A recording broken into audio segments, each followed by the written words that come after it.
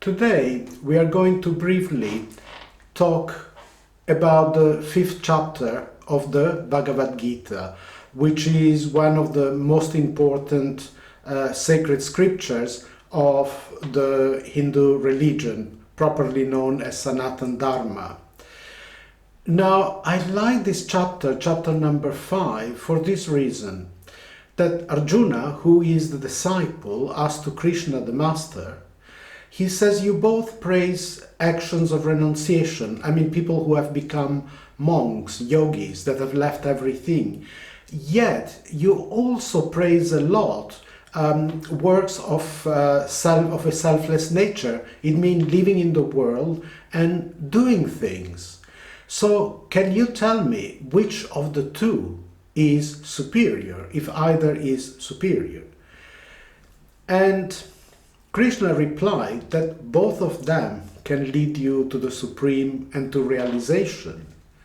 However, the one who stays in the world and seeks the supreme amongst all the difficulties of living in the world is truly the one that could achieve it faster. Quite interesting, isn't it? Because normally you would have thought, according to some traditions, then someone would have answered, oh no, if you renounce everything and you let go of everything, then you will be more quickly become self-realized and become liberated from suffering of misunderstanding. But here he's saying, no, if you stay within the world, but with your heart always looking towards the Supreme, you will obtain realization more easily. And let me tell you, just read you quickly, just about 2-3 verses. I think you'll enjoy them. When one's intelligence, mind, faith and refuge are all fixed in the Supreme, then one becomes fully cleansed of misgivings through complete knowledge and thus proceed straight onto the path of liberation. So when one fixes one's own mind, one's own understanding, one's own faith and trust, and seeks refuge in that which is the Supreme, then one becomes cleansed of all his misunderstandings and negativities and goes straight into the path of liberation. Straight on the path of liberation. And I also can appreciate that because sometimes it can be easier to separate oneself from everything and then you have no challenges. And in this situation, it might become easier to achieve peace of mind. However, there might be still things within you that this lack of challenges don't allow to come up and don't allow them to be purified. And that was one of the things when I was 7 years in India and I was living a lot with the yogis and so forth.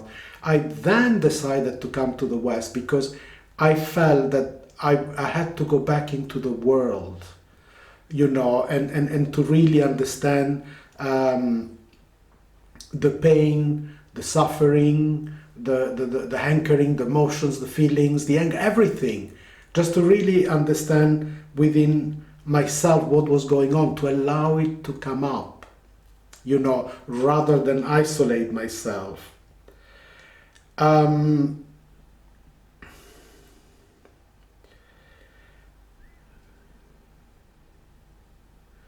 So again, it goes there. An intelligent person does not take part in the sources of misery, which are due to contact with the material senses. Such pleasures have a beginning and an end, and so the wise man does not lose himself in them. Now, what is simply saying is that yes, you can live in the world, you can have children, you can enjoy the world. But if you think that that's all there is, it's purely to achieve more and more, to gain more and more, to become stronger than others, to have power and ego and self-worship, then you will go astray. Then the world will take you. You will live in the world and the world will be your master.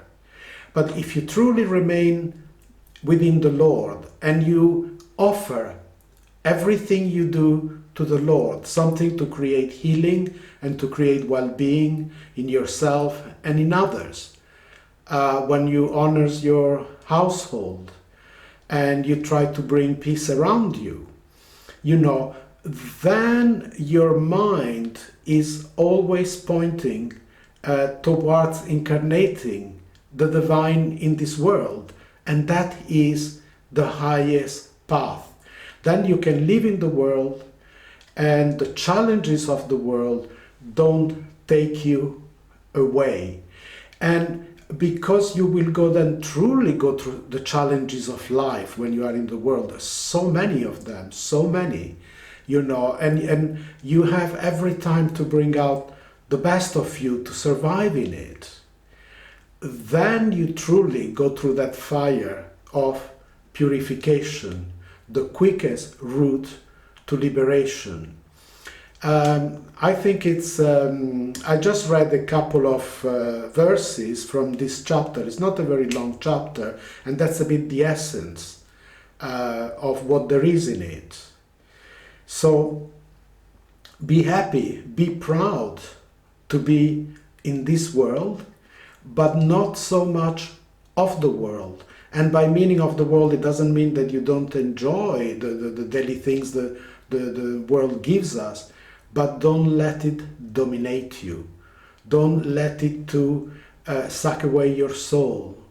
And then you think that that's all there is. Winning and achieving and getting and pride and arrogance.